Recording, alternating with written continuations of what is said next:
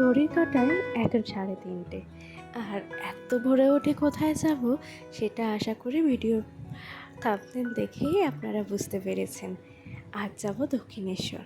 প্ল্যানটা হলো হঠাৎ করে গতকাল রাতে, তাও প্ল্যান বলা ভুল, হঠাৎ করেই কর্তামশাই এসে বলেন যে চলো কাল ছুটির দিন আছে, চলে যাই দক্ষিণেশ্বর।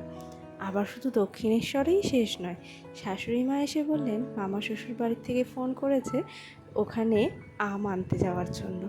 তো আমাদের হঠাৎ করে ঠিক হয়ে গেল আচ্ছা বাড়ির থেকে দক্ষিণেশ্বর, তারপর দক্ষিণেশ্বর থেকে সোজা একদম মামার বাড়ি।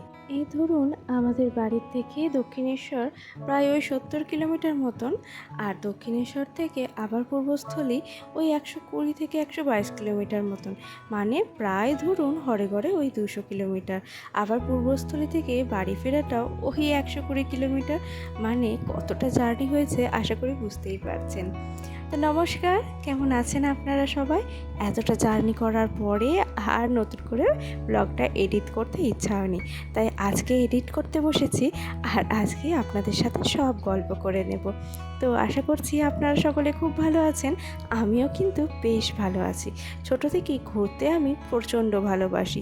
ওই সপ্তাহের শেষের দিনটাতে যদি একটু ঘুরতে না যায় বা ছুটির দিনে একটু ঘুরতে না যায়, মনটা একদম ভালো লাগে না। আর তখনই হয়ে যায় সংসারে এক তুমুল অশান্তি, মানে ওই দুজনের মধ্যে ঠোকাঠুকি আর কি লেগেই থাকে। তাই কারণেই আজকে আমরা বেরিয়ে পড়েছি দক্ষিণেশ্বর যাওয়ার পথে। এই যে আমরা অনেকটা রাস্তা কিন্তু চলেই এসেছি। ওই ধরুন ভোর 4:30 নাগাদ আমরা বেরিয়েছিলাম, আর টাইমটা একদম আমার এক্স্যাক্টলি মনে আছে। তখন আমরা ছিলাম কালীতলায় কালী মায়ের সামনে, মন্দিরের সামনে, আর তখন বাজে 4:44। মানে ধরুন ওই আমরা 4:44এই বেরিয়েছি, আর আমরা দক্ষিণেশ্বর ঢুকে গেছিলাম প্রায় ওই 7টার কাছাকাছি। আর এই সকালের আবহাওয়াটা যে এত সুন্দর লাগছিল, মানে মনে হচ্ছিল যেন এক্ষুনি শীত ধরে যাবে, বেশ ঠান্ডা ঠান্ডা লাগছিল। আর এই যে এখন আমরা দাঁড়িয়ে পড়েছিলাম গাড়িতে তেল নিতে পেট্রোল পাম্পে।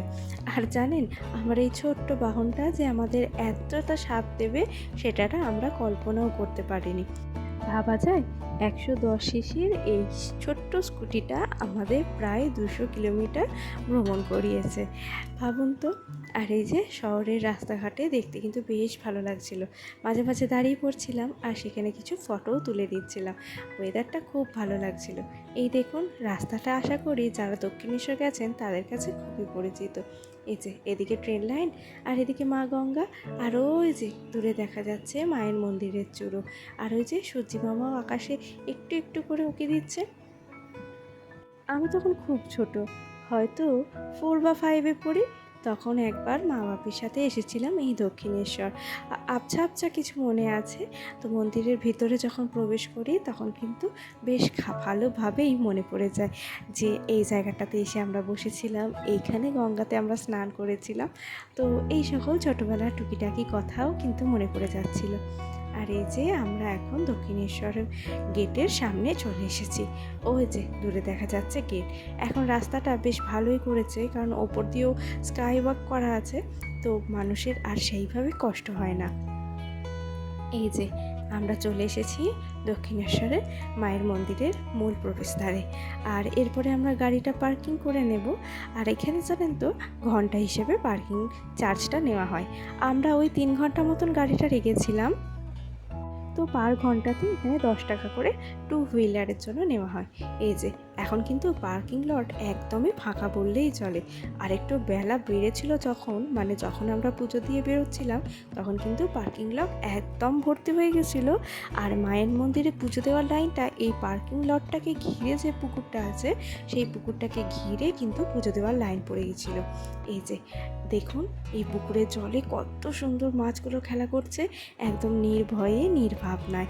আর এই যে গাছের আড়াল থেকে মায়ের মন্দিরটা কেমন লাগছে একবার কিন্তু কমেন্ট করে অবশ্যই জানবেন। আসলে গাছের পাতাটা বেশ খানিকটা বড় হয়ে গেছিলো, সেই জন্যে ভালোভাবে ছবিটা আসছিল না। পাতাটা যদি একটু ছোট হতো মন্দিরের ছবিটা আরও সুন্দরভাবে তুলতে পারতাম। এখন আমরা যাচ্ছি মা গঙ্গার কাছে, একবারে গঙ্গা স্নানটা এখন সেরে নেব, তারপরে পুজোর ডালা নিয়ে মন্দিরে প্রবেশ করব। বিয়ের পর এটা আমার প্রথম গঙ্গা স্নান, আর ওর এটা দ্বিতীয়বার। কারণ এর আগে ও মহাকুম্ভে গিয়েছিল আর সেখান থেকে গঙ্গা স্নান করে এসেছে। বিয়ের 1 বছরের মাথায়, মানে বিয়ের 1 বছরের মধ্যে গঙ্গা স্নান নাকি করতে নেই। এই নিয়মটাই আমার শ্বশুরবাড়িতে আছে, তো সেই কারণে 1 বছরের মধ্যে আমরা গঙ্গা স্নান করিনি। তো মহাকুম্ভে ও গিয়েছিল, সেখানে ও গঙ্গা স্নান করেছে, আর এটা ছিল আমার প্রথমবার। যদিও আমি জলে নেমে স্নান করার সাহস পাইনি, ওই মা গঙ্গাকে স্মরণ করে মাথাতে একটু জল ছিটিয়েই নিয়েছিলাম। আমার এই জলে নামাতে ভীষণ ভয় লাগে জানেন তো, মানে কারো হাত ধরে ছাড়া নামতেই পারি না। আর এখানে তো আমাকে ব্যাগটা আর জামা কাপড়গুলো নিয়ে দাঁড়িয়ে থাকতে হয়েছিল, তাই ও গিয়ে আগে স্নান করে নিয়েছিল, আর তারপরে আমি একটু মাথায় জল নিয়ে গিয়েছিলাম। তো মনের শুদ্ধটাই সবচেয়ে বড় শুদ্ধতা, তাই না? আর এখানে দেখুন প্রত্যেকেই কি সুন্দর স্নান করছে। আর ওই যে ওই বাচ্চাটিকে দেখতে পাচ্ছেন, বাবা বা যাই হোক, কোলে চেপে কেমন ডুব দিচ্ছে। ছোটোবেলাতে আমার মা বাবাও কিন্তু আমাকে এইভাবেই গঙ্গা স্নান করাতেন। যাই হোক, গঙ্গা স্নান তো হয়ে গেছে, এরপর জামা টামা ছেড়ে নিয়ে আমরা চলে যাব পুজোর ডালা নিতে। এই যে এখানে ছিল কাউন্টারগুলো, যেখানে পুজোর ডালা পাওয়া যাচ্ছিল, তো এখানেই আমরা চলে এসেছি। আর এখানে বিভিন্ন রকমের পুজোর ডালা ছিল, তো আমরা এখান থেকে একটা পুজোর ডালা নিয়ে নিয়েছিলাম। এই সুন্দর পদ্ম ফুল দেওয়া ডালাটাই আমরা নিয়েছিলাম। তো ভেতরে তো প্রবেশ করার সময় সেখানে তো ব্যাগ, ফোন এইসব কিছু অ্যালাউ ছিল না, সেই কারণে ভিতরে কোনো রকমই কোনো ভিডিও করা হয়নি। তো এরপর আমরা পুজো দিয়ে চলে এসেছি, আর পুজো দিয়ে এসে প্রসাদাও খেয়ে নিয়েছি। তারপরে এই যে এদিকটা একটু মেলা বসেছিল, চলে এসেছিলাম এদিকে একটু মেলা দেখতে। এখানে মেলাতে এত সুন্দর মার্বেল ডাস্টের একটা লক্ষ্মী মূর্তি ছিল, যে আমার প্রথম দেখাতেই পছন্দ হয়ে গেছিলো।